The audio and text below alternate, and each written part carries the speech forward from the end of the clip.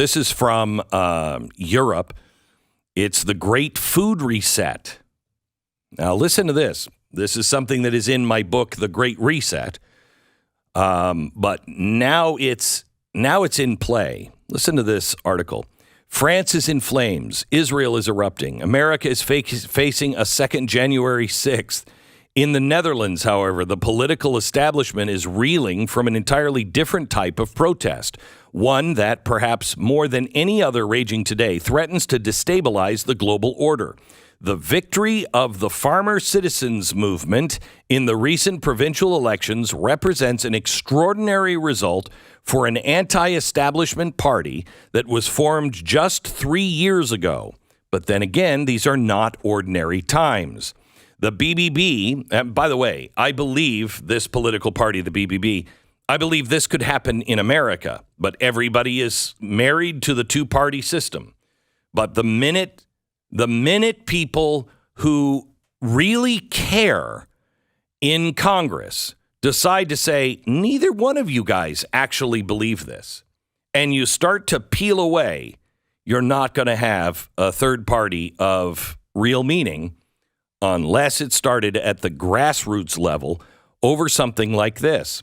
The BBB grew out of mass demonstrations against the Dutch government's proposal to cut nitrogen emissions by 50% in the country's farming sector by 2030, a target designed to comply with the European Union's emission reduction rules. While farming companies have the means to meet these goals by using less nitrogen fertilizer and reducing the number of their livestock, smaller, often family-owned farms would be forced to sell or to shutter. Indeed, according to a heavily redacted European Commission document, this is precisely the strategy's goal. Quote, intensifying agriculture, notably through buying out or terminating farms with the aim of reducing livestock. This would first be, still quoting, on a voluntary basis, but mandatory buyout is not excluded if necessary, end quote. It's no surprise, then, the plan sparked massive protests by farmers who see it as a direct attack on their livelihoods, or the BBB slogan, no farms, no food, clearly resonated with voters. But aside from concerns about the impact of the measure on the country's food security and on the century-old rural way of life that is part of the Dutch national identity, the rationale behind this drastic measure is also questionable. Agriculture currently accounts for almost half of the country's output of carbon dioxide. Yet, the Netherlands is responsible for less than 0.4% of the world's emissions. No wonder many Dutch fail to see how such a negligible return justify the complete overhaul of the country's farming sector, which is already considered one of the most sustainable in the world. Over the past 2 decades, water dependence for key crops has been reduced by as much as 90%, and the use of chemical pesticides in greenhouses have been almost completely eliminated. Farmers also point out that the consequences of the nitrogen cut would extend well beyond the Netherlands. The country, after all, is Europe's largest exporter of meat and the second largest agricultural exporter in the world, just behind the United States. And in other words, the plan would cause food exports to collapse at a time when the world is already facing food and resource shortages. We already know what this looks like. A ban on nitrogen fertilizer was conducted in Sri Lanka last year with disastrous consequences. It caused artificial food shortage, plunged nearly 2 million Sri Lankans into poverty, leading to an uprising that toppled the government. Given the irrational nature of the policy, many protesting farmers believe it can't simply be blamed on the urbanite green elites currently running the Dutch government. They suggest one of the underlying reasons for the move is to squeeze small farmers from the market, allowing them to be bought out by multinational agribusiness giants who recognize the immense value of the country's land. Not only is it highly fertile, but it is also strategically located with easy access to the North Atlantic coast, Rotterdam, largest port in Europe. They also point out that the Prime Minister is an agenda contributor of the World Economic Forum. which is well known to be corporate-driven, while the finance minister of social affairs and employment is also tied to the WEF. The struggle playing out in the Netherlands would seem to be part of a much bigger game that seeks to reset the international food system.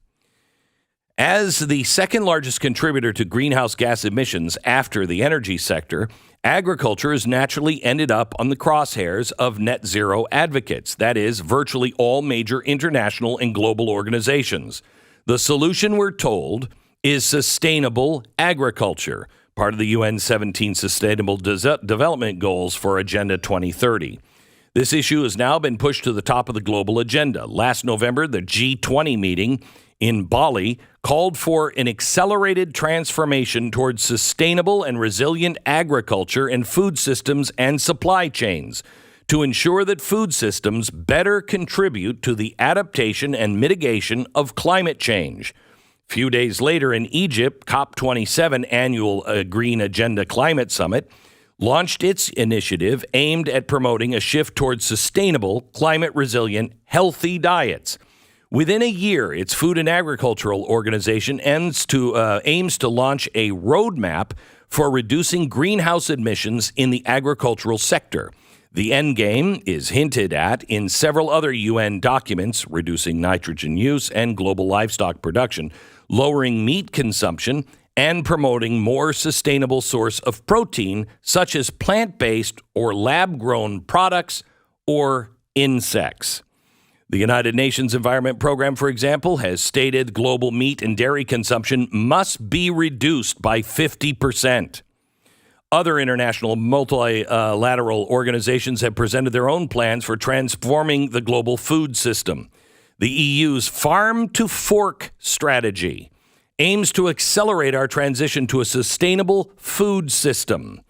Alongside these intergovernmental and multilateral bodies, a vast network of stakeholders is now devoting to the greening of agriculture and food production. Private foundations, public-private partnerships, NGOs, and corporations.